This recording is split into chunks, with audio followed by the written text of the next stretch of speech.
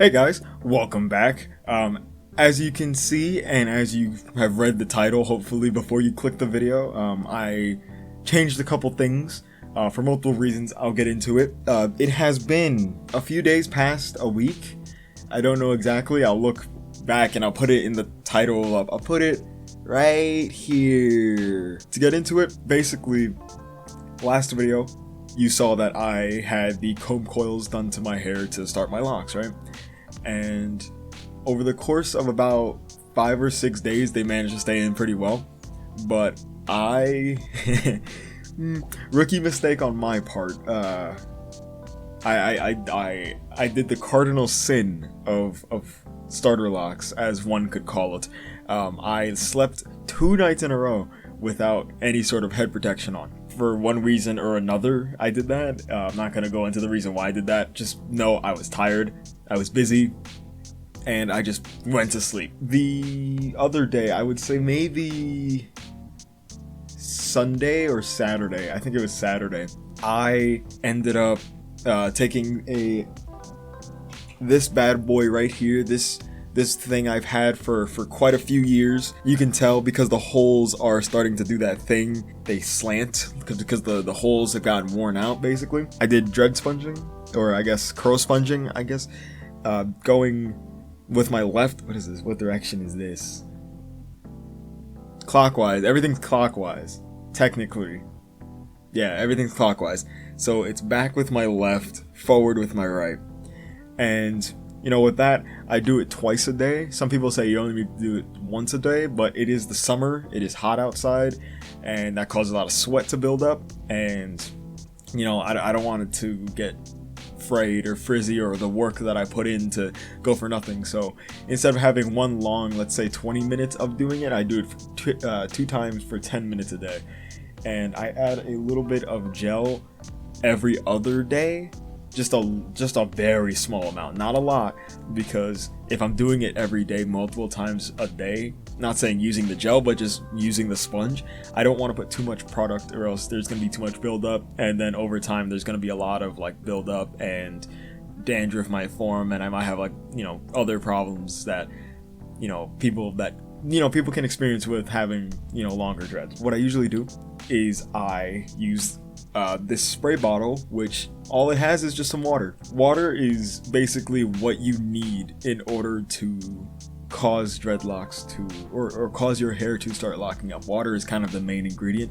You know, the gel or wax only really holds the hair. It doesn't actually cause it to lock up. What water does is it straightens out the hair. You know, when your hair is wet, if you've had longer hair, you know what I mean by when your hair is wet, it just drops.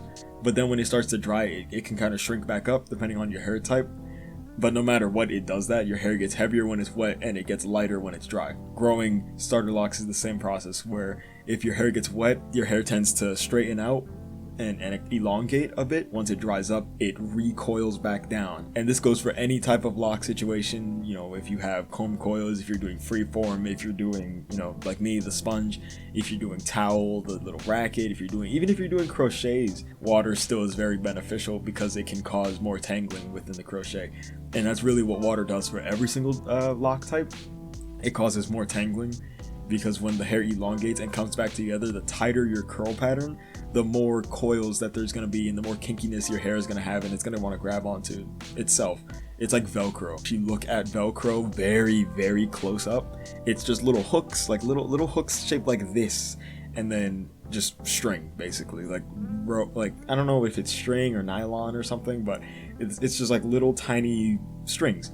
And they get hooked onto they get stuck on the little hooks, and then that's how Velcro sticks to itself. And hair is kind of the same thing, but everything is a little hook, and everything is the string at the same time, and it's constantly hooking onto itself. And over time, it just not permanently, but it matures, as people say, and it becomes a lock. The hair itself, obviously there's gonna be a lot more locks. They're gonna be thinner, which I'm down with. I know last video I said that I'm okay with them being thick. Preferably I would want them thicker because there's less of a chance of them thinning, less of breakage, and, you know, all the issues of having thinner locks. But honestly, if they turn out to be thinner, they turn out to be thinner. I can't really be mad, because as long as they grow, for me, that's all that really matters. I can handle every situation when it comes to the hair itself. You know, if it's too thin, I'll just, you know, I'll just 2-strand twist them and then crochet them in the future. Obviously not now. I'm not gonna do a 360 because I have some stuff next to me on the floor that prevents me from doing a 360, so I'm just gonna do left, right, and then turn my head so you can probably see the back. So yeah.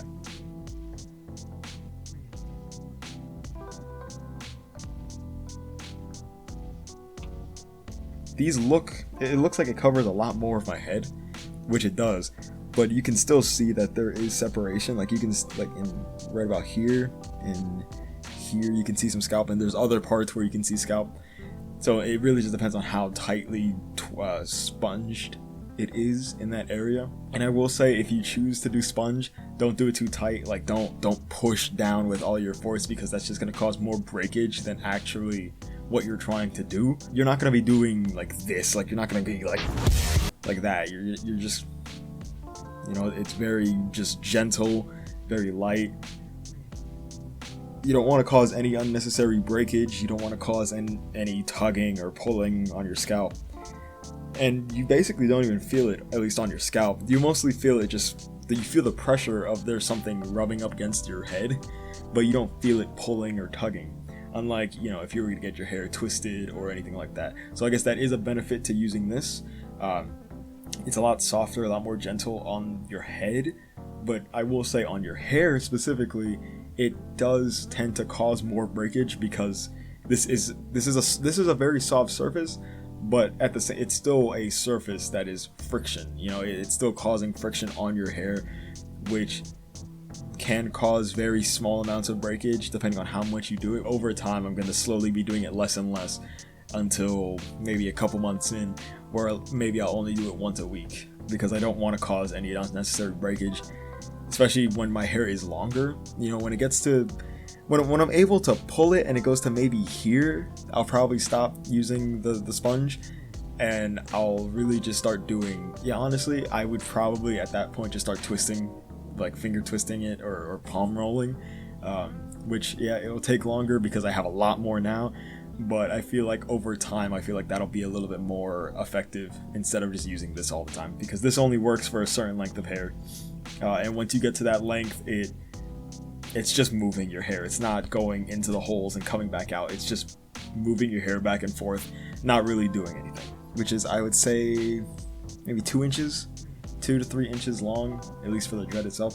So, you know, it goes down to about there, but it's not mature at all. These are still basically just twists. I'm sorry, this video is probably going to come out a little later than the weekend. I was really busy this weekend. A friend came up and, you know, I was just busy. Like, comment, subscribe, do all that, and yeah, I'm out.